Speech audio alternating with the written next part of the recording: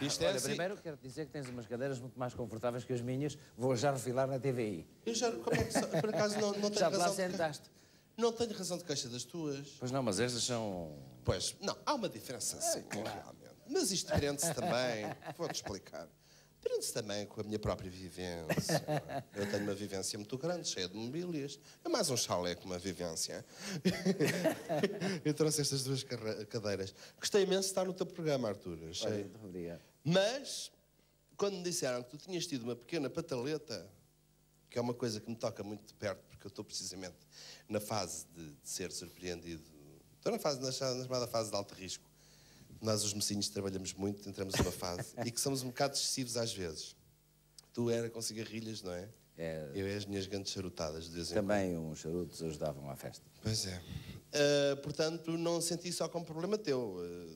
Todos nós, teus amigos, sentimos também um bocado egoisticamente a coisa como nossa. Quando soube da notícia, achei também que podia ser uma consequência do muito trabalho e, de certo, muita preparação com que te lançaste no desafio TVI, não foi? Foi. É talvez o programa que mais trabalho me tenha dado na vida. Trabalho nesse sentido, de preparação de um programa. Não quer dizer que, por exemplo, eu recordo-me que quando aqui no Canal 1 fundei a grande reportagem, com o meu grande amigo José Manuel Barata Feio, nós trabalhávamos muito, éramos só dois, e fazíamos um programa que teve um impacto, enfim, modéstia à parte, na altura bastante grande, e ainda hoje é recordado. E vivíamos na mesma casa, partilhávamos o mesmo apartamento, portanto nós trabalhávamos de noite e de dia praticamente, mas dava menos trabalho do que fazer isto, porque os programas não dão todos o mesmo tipo, quer dizer, um tipo de trabalho diferente não exige o mesmo esforço que outro, percebes? E este é talvez aquele que tenha puxado mais para mim, do ponto de vista profissional. Eu lembro, por exemplo, naquele onde eu estive, tu tinhas inclusivamente uma Bíblia, tinhas acabado de consultar a Bíblia porque tiveste um convidado surpreendente e interessantíssimo, que é o Sr. Carvalho Rodrigues. Professor Carvalho Rodrigues, que tinha escolhido um tema perfeitamente inusitado. A alma de Deus, que eu não fazia a menor ideia do porquê. E tu até a Bíblia... Então achas que eu podia fazer má figura na TVI a falar da alma de Deus? Exatamente, grande responsabilidade. E então até a Bíblia tu consumiste como um dossiê de consulta nessa altura. Exatamente. Que não foi preciso, porque no final ele fez uma dissertação que não tinha nada a ver. Foi. Bom, e então, portanto, só para fechar a ideia, achas então que a tua crise cardíaca foi o culminar de um ciclo de muitas emoções e de alguns excessos? Não sei, penso que talvez se deva essencialmente a uma alta alergia ao tabaco. Eu vou fazer um exame proximamente, nos próximos dias, para se definir melhor essa situação. Os médicos não me souberam explicar bem porquê, porque eu não sou um doente cardíaco, não tenho colesterol, as minhas artérias são boas, tenho um coração que funciona bem, portanto não é uma coisa muito típica aquilo que me aconteceu. E portanto penso que ainda existe alguma procura... Desculpa, ao contrário da TVI, nós como somos pobrezinhos, ainda usamos fita cola e isto está-se aqui a descolar. Ainda existe alguma procura, eventualmente, no motivo que levou àquela situação. Talvez uma alergia grande ao tabaco, que dá nos homens da nossa idade, fumadores. Não dá em todos, mas dá em alguns. Mas uma alergia que se vai construindo, não é uma alergia que apareça explosivamente de um dia para o outro. Não, é uma coisa que eventualmente eu já tenho há 10 anos, ou mais tempo. E, portanto, formou-se um coágulo pode até ter viajado, ter sido formado numa perna, por exemplo, ter viajado para ali. Ou noutro sítio qualquer mais interessante, não é? Até pode ser uma coágula. Naqueles... que tenha andado por aí na mercearia, segundo o teu editorial. Exatamente. Que tenha andado por aí na mercearia a fazer explorações. Bem, que tu os tens... com alguma consistência tens, porque senão não terias ido para o golfe numa altura daquelas, não é? É preciso um bocadinho de coragem. Não, eu não sei se coragem é o grande atributo do repórter que normalmente não escolhe, quer mesmo ir. Normalmente eu penso que, e por aquilo que eu tenho conversado com os colegas que tenho encontrado nesse género de sítios, escolhe ir. Eu penso que é uma atração pelo abismo que faz parte da natureza que levam uma pessoa a fazer jornalismo. E foste tu que escolheste ir para o Golfo naquela altura? Eu passei ao pé do teu querido patrão, o meu ex-querido patrão, José Eduardo Melis, levanta-te, seja favor, e disse-lhe, gostava de ir ao Golfo. Foi só e ele isso? disse-me, então vai. Amanhã trata-se das coisas e pronto. E não havia uma tradição de reportagem de guerra em Portugal. Aliás, de princípio, quando eu intervinha lá de fora, as pessoas aqui, alguns comentadores que estavam no estúdio, e pessoas até informadas e tudo, não acreditavam bem, talvez por provincianismo, que aquelas informações pudessem ser dadas corretamente tão depressa. Porque eu também achava que não, eu achava que tu estavas na 5 de Outubro com um cartaz atrás, uma fotografia ampliada. Diziam que... E com o resto da redação a fazer barulhos de guerra. Ele a fingir que estava na guerra. Mas isto, desconheciam. Que hoje, pronto, existe entre as televisões uma colaboração tão grande e o que, pronto, internacionalmente é designado por pool, não é? Existe um esforço conjunto tão grande de cobertura dos acontecimentos que esse estilo de eventos é coberto de uma forma quase instantânea. Por isso é que quando dizem, por exemplo, a Guerra do Golfo foi uma chatice, foi tudo uma mentira, nós ficámos cheios de emoção durante 6 meses e depois acabámos por não ver nada. As pessoas têm um bocado esse sentido da frustração e, portanto, acham que a Guerra do Golfo não foi bem coberta. E muitos jornalistas que não foram à Guerra do Golfo, mas escreveram imenso em Paris sobre a Guerra do Golfo, outros em Londres. Diga, se eu fosse jornalista, era aí numa suíte do Hotel Exatamente. Alguns mesmo em Nova Iorque, no Pierre, por exemplo, da suíte talvez mais cara, escreveram imenso que na Guerra do Golfo se mentiu muito e que se cobriu pouco. E que, eu tenho exatamente a opinião ao contrário. Penso que é o grande momento de viragem da informação televisiva mundial é a Guerra do Golfo. Mais nenhuma guerra será a mesma coisa, nem do ponto de vista noticioso, mais grave ainda, nem do ponto de vista militar. Porque a partir de agora, os jornalistas passam a fazer parte de qualquer cálculo militar que seja feito num conflito de dimensão e de impacto mundial. Por acaso, acho que nós ainda não nos apercebemos de quão histórica foi essa transmissão e esse acontecimento. Também penso isso. Tiveste algum real cagaço naquela altura? Houve assim um episódio onde tu sentiste que a tua alcunha poderia ser o Adeus ou vai-te embora? Em algumas situações, eu vou-te ser franco, em algumas situações o meu receio, que eu penso que era o receio de quase todos os jornalistas, era a utilização de armas químicas. Se dizia que o Saddam tinha esse poder e, portanto, porque talvez, como me aconteceu agora, quando me disseram, por exemplo, que eu estava muito doente e me internaram no hospital, eles reagiam um pouco como se tivessem dito, estás com gripe, como por exemplo estou hoje. A gente não faz um esforço a dizer vou reagir assim, é natural, a gente não reage assim ou reage de outra maneira, somos surpreendidos nos momentos. E portanto a gente acha sempre que nunca nos vai acontecer mal. Se calhar, às vezes olhava para eles quando estávamos a comer juntos e via uma cruz na testa daquele e pensava assim, amanhã aquele se calhar já não existe e o outro nunca via na minha, estás a ver? Bem. Mas a utilização das armas químicas era uma coisa que fazia um bocado de confusão, porque era, enfim, uma coisa mítica que se construiu em torno do poderio militar do Saddam Hussein. E disso, de facto, tive algum medo. Mas se eu... Não te apetecia votar com algumas borbulhas na careca? Era mostarda, gosto mais no bife. Pois é. Estás a ver? Bem, do que no gás. E então, mas onde tive mesmo, vá lá, algum receio,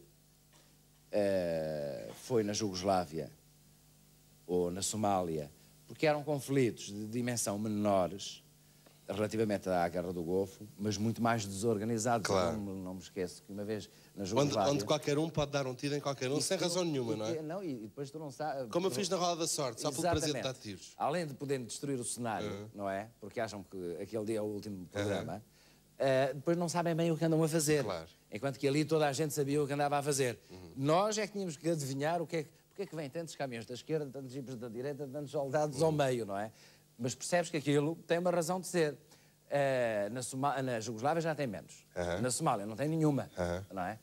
E isso, para um jornalista, é muito mais perigoso. E a prova é que, de facto, morrem muito mais nesses sítios do que numa guerra, enfim, que pode ser muito mais mortífera para a população civil, mas onde o jornalista está muito mais protegido. Posso propor um brinde? Com certeza. Muito obrigado. Ainda Vamos a quê? Às alergias que não tens, já te vou explicar. Ótimo. Uma coisa que tu não és de todo alérgico, antes pelo contrário, és até mais alésbico. Em relação às mulheres. Tens uma tendência, pronto, agora não, acho que assentaste muito bem. Aliás, daqui a bocado gostava de compartilhar com os nossos 17 Olha, não me milhões. faças perguntas difíceis. Tá Não, bem? isso não faço. Até porque é o teu dia de anos e os... Não és a Manuela Moura Guedes nem o Miguel Sousa Tavares. Estás a ver? Exatamente, e não é isso. E não é isso.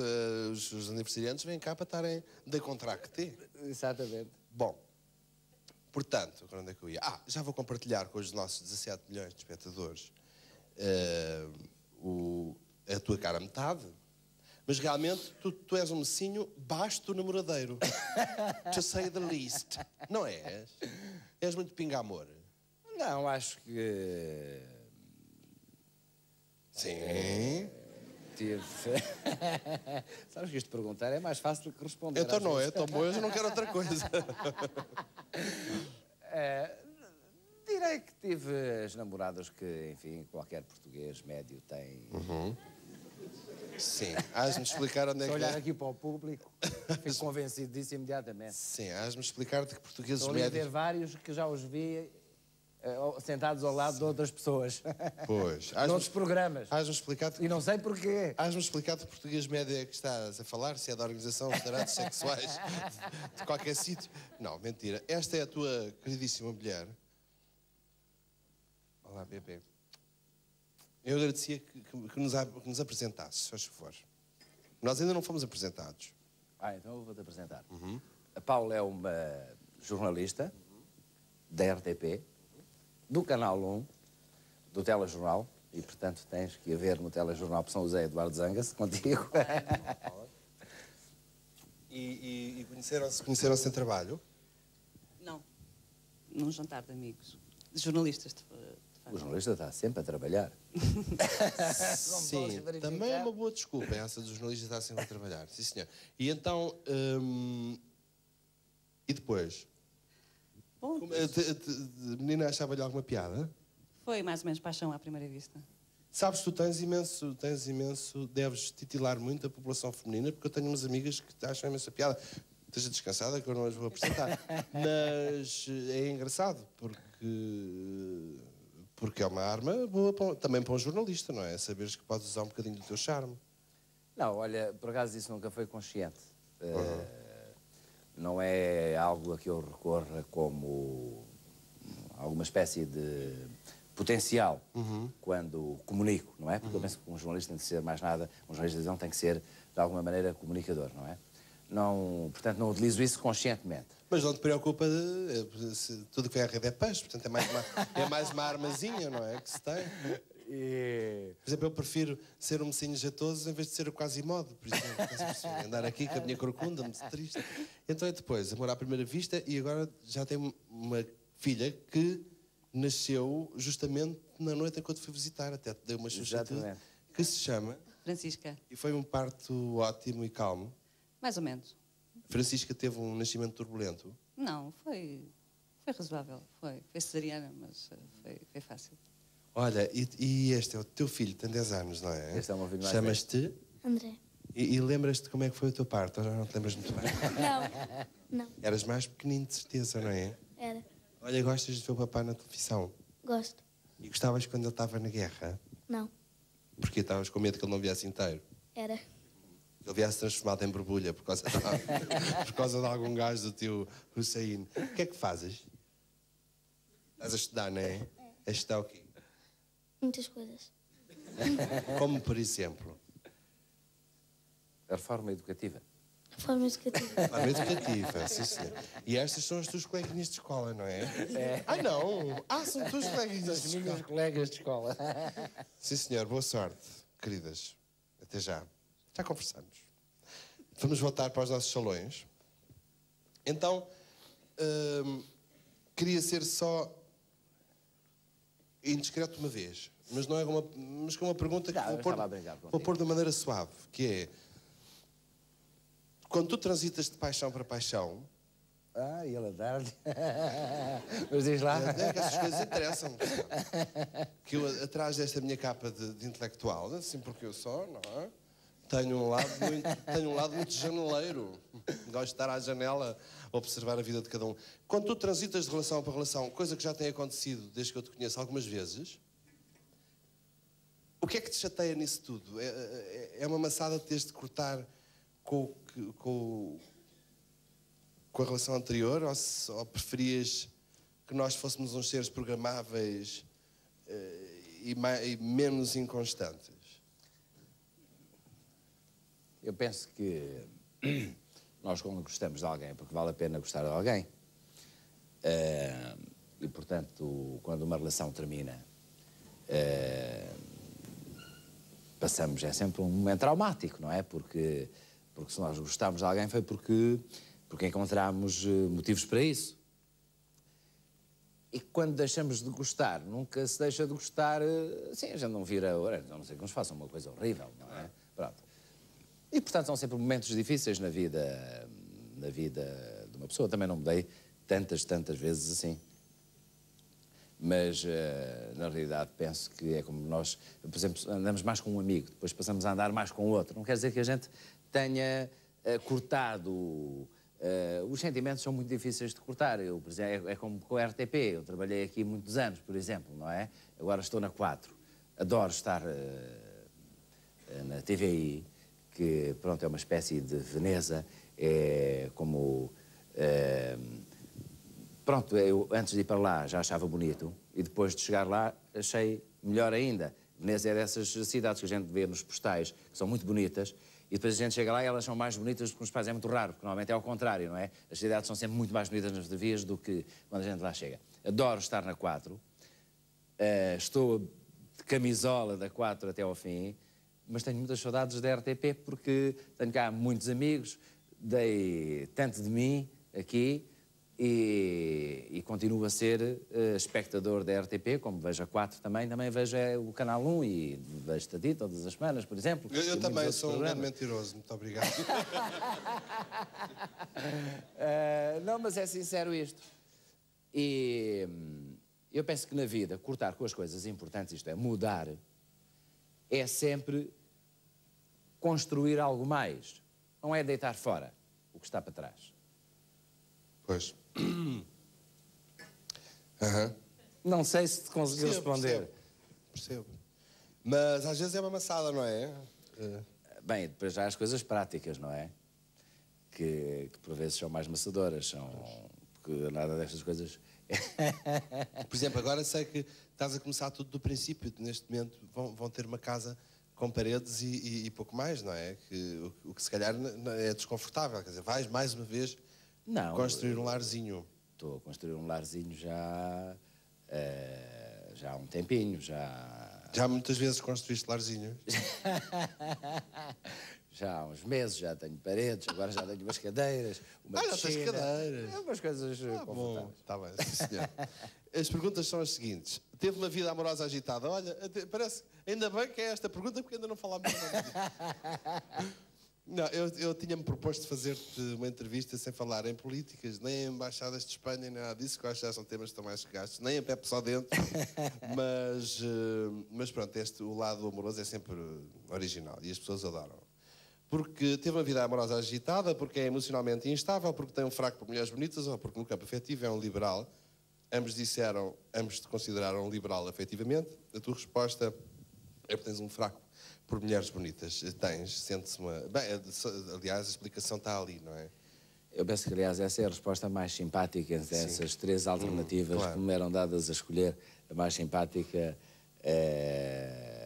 mas sabes que eu não costumo ir ao psicólogo, não sei bem explicar esses fenómenos.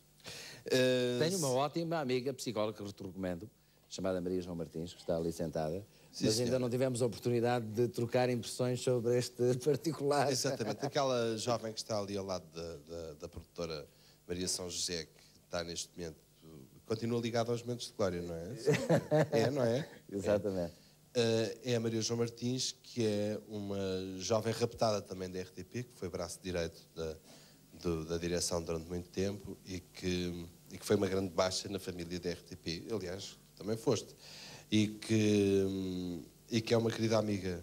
Mas é mesmo daquelas amigas que a gente gosta mesmo de dar abracinhos e beijinhos. Eu não sei se a Anica sabe quem é. Já mostrou, já. Pronto. Foi bonito, não foi? Bom. Segunda pergunta. Ganhou com as reportagens da Guerra do Golfo uma popularidade nunca alcançada em anos de carreira. Para si foi uma agradável surpresa, o justo reconhecimento do trabalho realizado ou uma injustiça relativamente a outros trabalhos? A primeira equipa respondeu bem, a segunda disse que foi uma injustiça relativamente a outros trabalhos, mas a tua resposta é o justo reconhecimento do trabalho realizado, e foi, não é? Penso que sim.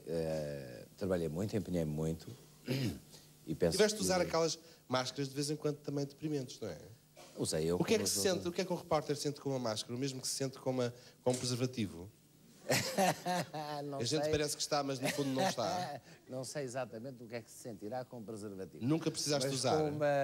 Com uma máscara anti-gás, sente-se falta de ar, não é? Pois. Essencialmente. Pois, com o preservativo deve ser parecido, mas temos de perguntar a quem tenha usado. É isso. Quem tenha usado. Bom, nós, tanto o tio Artur como eu, somos já pessoas que nos dedicámos a prazeres mais espirituais, mas à juventude que está sexualmente ativa, não se esqueçam de usar. E, finalmente, a sua passagem pela extrema-esquerda foi paixão juvenil, convicção ideológica ou consequência da ditadura? Ambos disseram que foi paixão juvenil. A tua resposta é consequência da ditadura. Sim. Foi?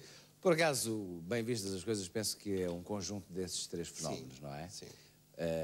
Tem que ver com o facto de, na altura, viver num país que, pronto, não vivem em democracia e, normalmente, um jovem de 18 anos quer mais do que uma resposta para cada coisa, não é? Tu nasceste em Moçambique. Eu nasci em Moçambique. Onde viveste até aos 18. Aos 18. Depois, mas vivi na África do Sul, vivi cá em Portugal, estive cá interno, no Colégio Manuel Bernardo, a estudar. Depois voltei para Moçambique, andei sempre a saltar um pouco de um sítio para o outro. E fiquei sempre muito ligado a Moçambique, ainda hoje. Todas as pessoas que eu conheço, já entrevistei aqui algumas que nasceram em Moçambique, ficaram profundamente marcadas pelo sítio onde nasceram. Até mais do que aqueles que nasceram em Angola. Porquê é que será? Não sei, olha, fenómeno eu nasci, tão extraordinário que faz com que a geografia possa ser tão decisiva no seu nasci na ilha de Moçambique, que é, enfim, talvez a capital colonial mais antiga da África a sul do Equador. É hoje em dia património mundial, é uma ilha lindíssima. Não vou a Moçambique desde 1975, fui lá, eu saí de lá em 71. Tens medo de lá voltar com o que possas encontrar? Não, tenho ido imenso à África e alguma coisa me fez não ir àquilo que eu acho que também é o meu país. Pois. Talvez porque se tu... era como se tu estivesse a viver na Alemanha e soubesses que em Portugal estávamos a passar coisas ultra desagradáveis e não quisesses viver essa realidade e não quisesses voltar de uma forma inconsciente. Eu nunca disse assim, não quero ir a Moçambique porque o que lá se está a passar é uma chatice, não é? Mas a verdade é que não fui e poderia talvez ter criado a oportunidade de ir. Mas não passa um dia, e já saí de lá há 20 anos, que não pense em Moçambique. E esse não passa um dia mesmo ou é uma forma de expressão? É mesmo. Pensas assim tanto, é mesmo com a Carmo Jardim, que eu creio que também é uma amiga comum, é mesmo com muita outra gente que saiu de Moçambique, que não vai lá há muitos anos e que não passa um dia que não pense, que não visualize, que não cheire, porque Moçambique tem um cheiro muito particular, muito forte e não tenho dúvidas nenhumas que é de Sabes que eu tenho quase inveja. Coisas extraordinárias lá. Tenho quase inveja disso, tenho inveja, aquelas invejas impossíveis que a gente tem, tenho inveja de não ser sido artista nos anos 40 e não ter trabalhado com António Silva e com Vasco Santana. E quando vos ouço falar, tenho inveja de não ter sentido esse cheiro, de não ter andado por ali um bocadinho para poder ter o mesmo tipo de sensações, não é? Mas tens de azeitão, com certeza. Não, a azeitão foi uma coisa adquirida, porque a minha pátria situa-se entre a Praça de Londres e a Praça dos Estados Unidos da América. O que convenhamos como pátria é um bocado pouco, não é? Mas o que é que vocês têm a ver com isto? Coitados, peço-vos imensa desculpa. Mas faz-nos bem deitar essas coisas cá para fora. Oh, Artur, por favor, tira-me aí 2 cartõezinhos de meninos aniversariantes, como tu, que vão começar connosco a terceira parte do programa. E agradecia que lesses, Então é já assim. que fizeste despesa. O Jorge Eduardo Pereira Alves Marçal. Aí está ele. E E então agora, vamos lá ver como é que ela é. A Mónica. A Mónica Célia Amado Campos. Não está nada mal, a Mónica. Nada mal.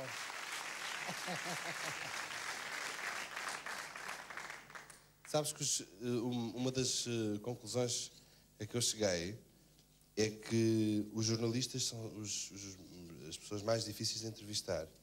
E tu és a exceção que vem confirmar a regra. Não é nada verdade. És um extraordinário Tu é que entrevistado. és muito simpático. Não é verdade. Não é verdade. E és um grande entrevistador porque tu és um extraordinário conversador. E há bocado estávamos ali a ter uma conversa sobre ti, nas tuas costas, em que estávamos a dizer, obviamente, bem de ti, mas falámos desta coisa que os atores cómicos têm de querer fazer coisas sérias, como eu adorava apresentar um concurso, ninguém me leva a sério quando eu digo, gostava de apresentar um concurso, gostava de apresentar um programa como o Manuel Luís Goxa, gostava de fazer esses programas assim, ou como o teu, já não digo como o teu, porque tens muita categoria, mas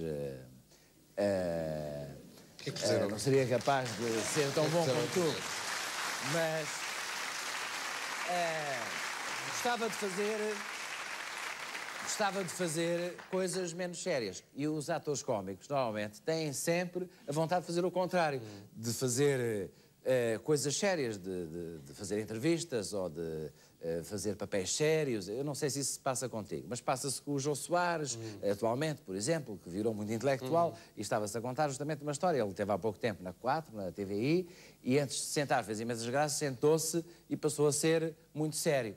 E estava-se a dizer a Maria João, nossa como amiga, que tu um dia também te passou pela cabeça fazer umas coisas mais sérias, gostavas de ter feito. Isto começou porquê? Porque tu és um grande entrevistador.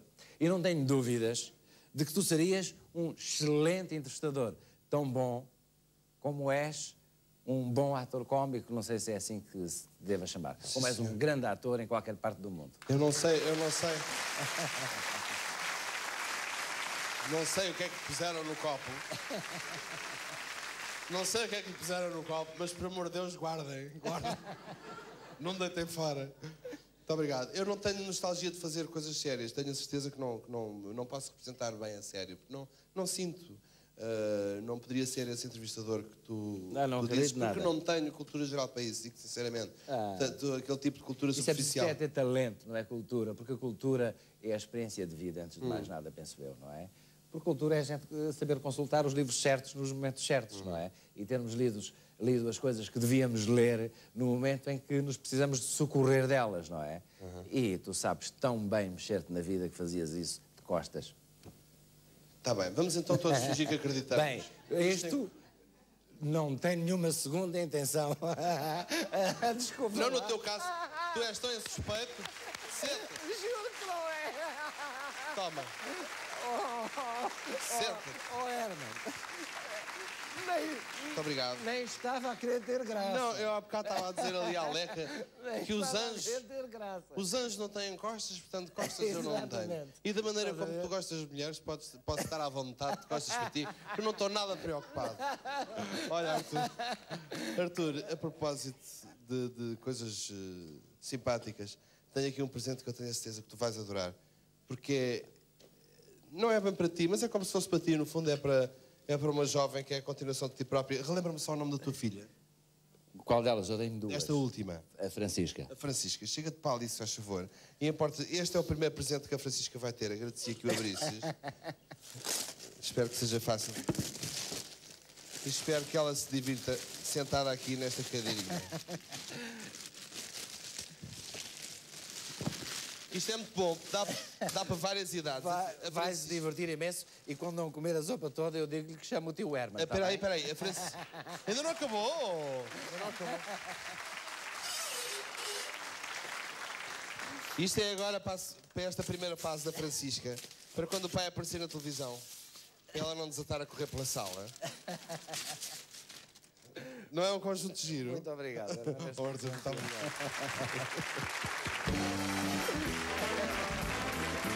Arthur Albarrán, nosso convidado.